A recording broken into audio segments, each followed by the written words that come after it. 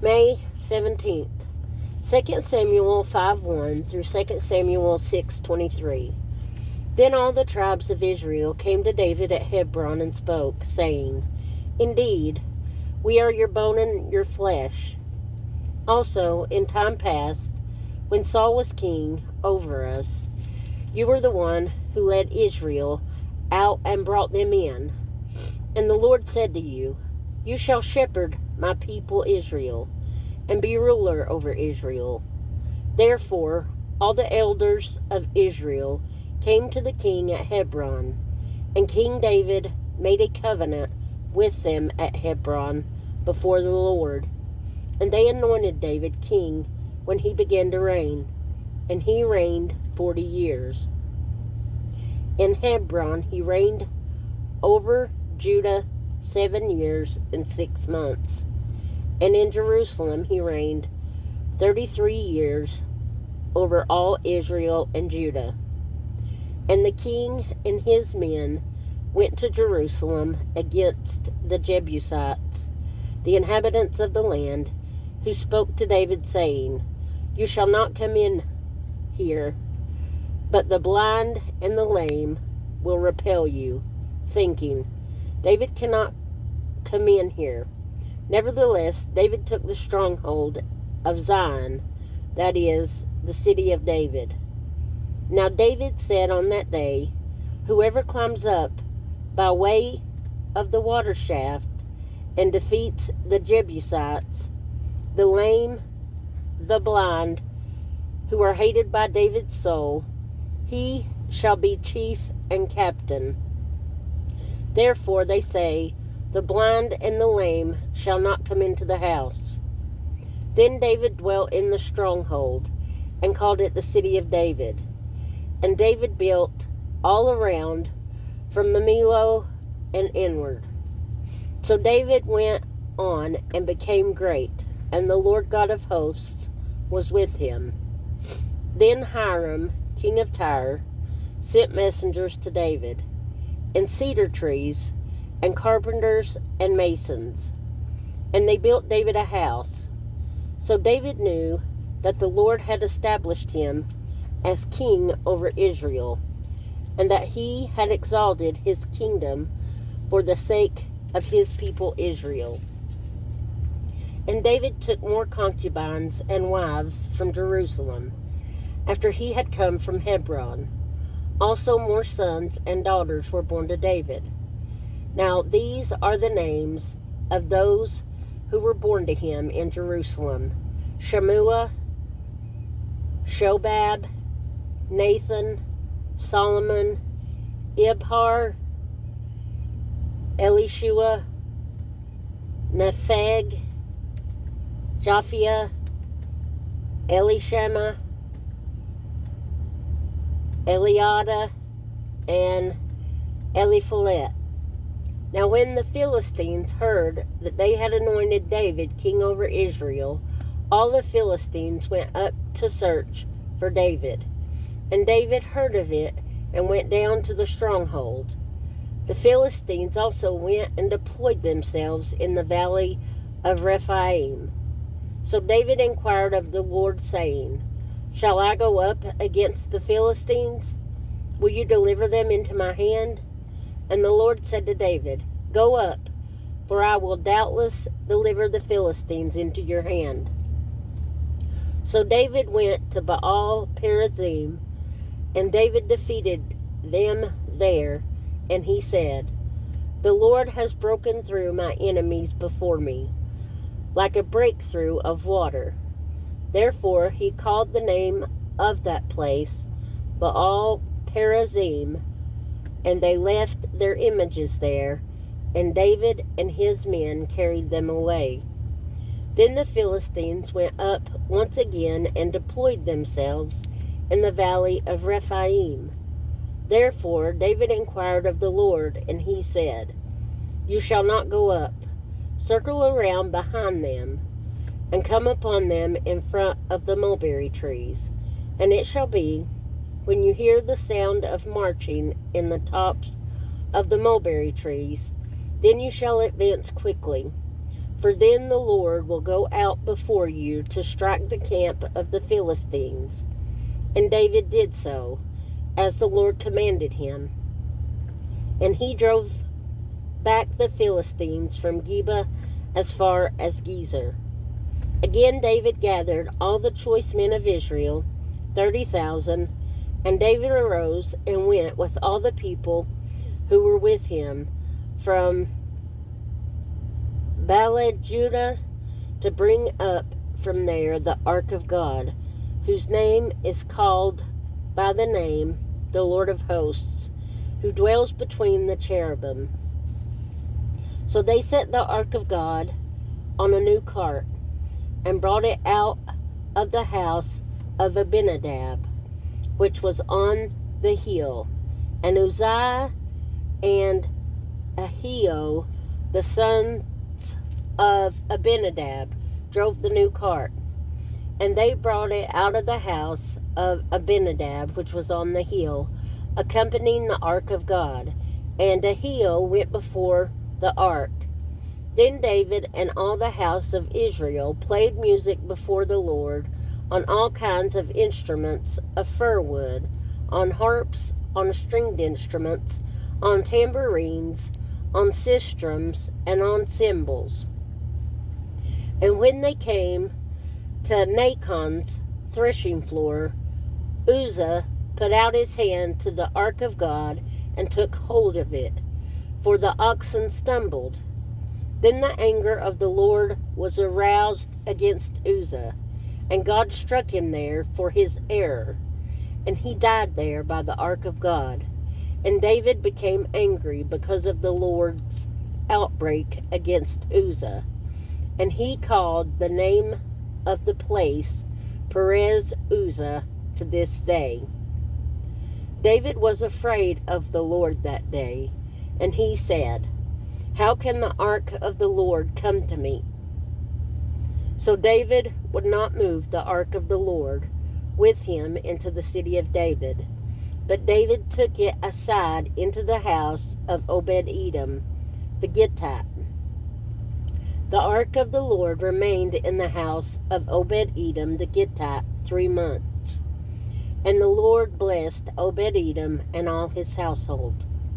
Now it was told King David, saying, "The Lord has blessed the house of Obed-Edom and all that belongs to him, because the ark of God." So David went and brought up the ark of God from the house of Obed-Edom to the city of David with gladness. And so it was, when those bearing the ark of the Lord had gone 6 paces, that he sacrificed oxen and fatted sheep. Then David danced before the Lord with all his might, and David was wearing a linen ephod. So David and all the house of Israel brought up the ark of the Lord with shouting and with the sound of the trumpet. Now as the ark of the Lord came into the city of David, Michal, Saul's daughter, looked through a window and saw King David leaping and whirling before the Lord, and she despised him in her heart.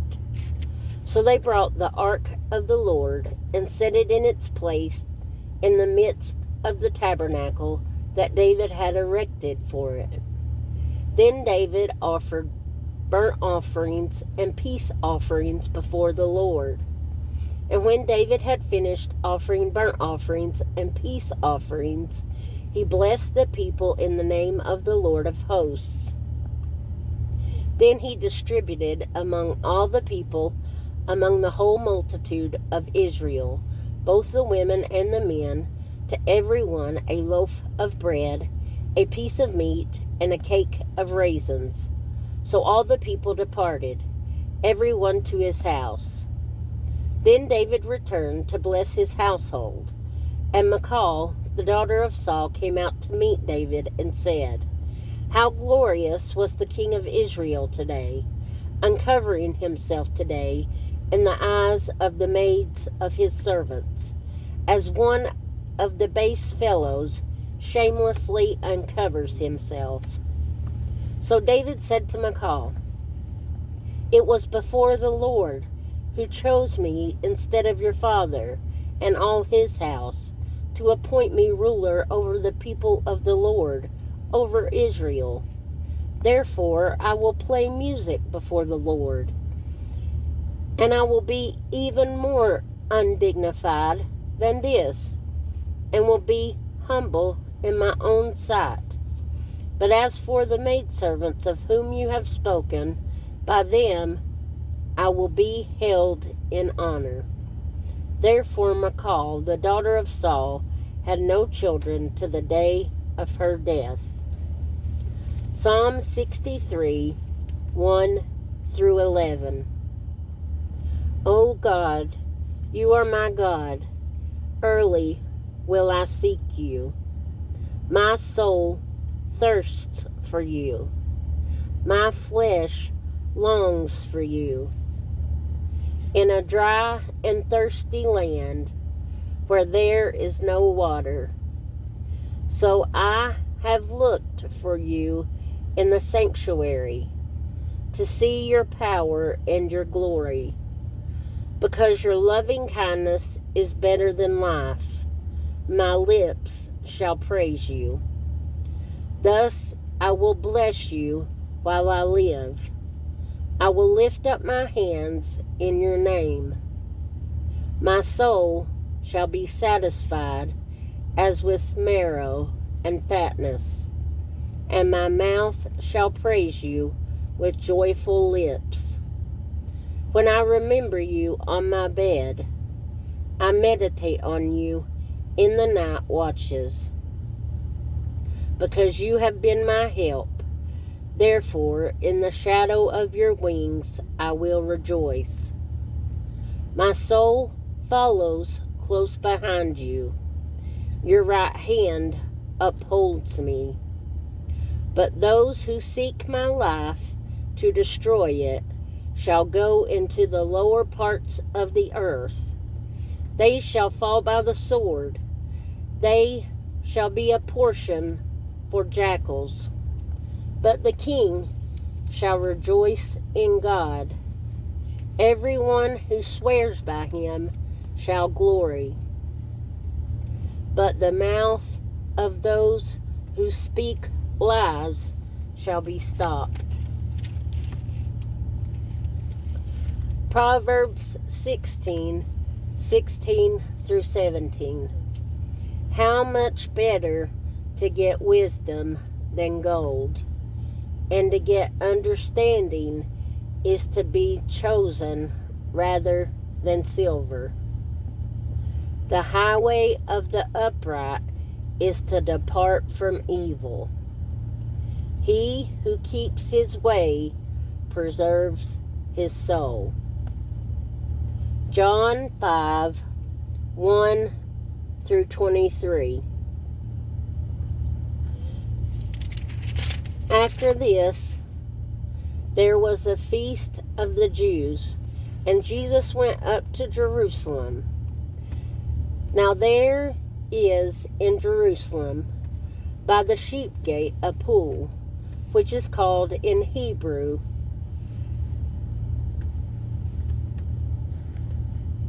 Bethesda, having 5 porches. In these lay a great multitude of sick people, blind, lame, paralyzed, waiting for the moving of the water. For an angel went down at a certain time into the pool and stirred up the water. Then whoever stepped in first, after the stirring of the water, was made well of whatever disease he had. Now a certain man was there who had an infirmity 38 years. When Jesus saw him lying there, and knew that he had already been in that condition a long time, he said to him, "Do you want to be made well?" The sick man answered him, "Sir, I have no man to put me into the pool when the water is stirred up. But while I am coming, another steps down before me." Jesus said to him, "Rise, take up your bed and walk." And immediately the man was made well, took up his bed, and walked. And that day was the Sabbath. The Jews therefore said to him who was cured, "It is the Sabbath. It is not lawful for you to carry your bed." He answered them, "He who made me well said to me, 'Take up your bed and walk.'" Then they asked him, "Who is the man who said to you, 'Take up your bed and walk'?" But the one who was healed did not know who it was, for Jesus had withdrawn, a multitude being in that place. Afterward, Jesus found him in the temple and said to him, "See, you have been made well. Sin no more, lest a worse thing come upon you." The man departed and told the Jews that it was Jesus who had made him well. For this reason the Jews persecuted Jesus and sought to kill him, because he had done these things on the Sabbath. But Jesus answered them, "My Father has been working until now, and I have been working." Therefore the Jews sought all the more to kill him, because he not only broke the Sabbath, but also said that God was his Father, making himself equal with God. Then Jesus answered and said to them, "Most assuredly I say to you, the Son can do nothing of himself, but what he sees the Father do. For whatever he does, the Son also does in like manner.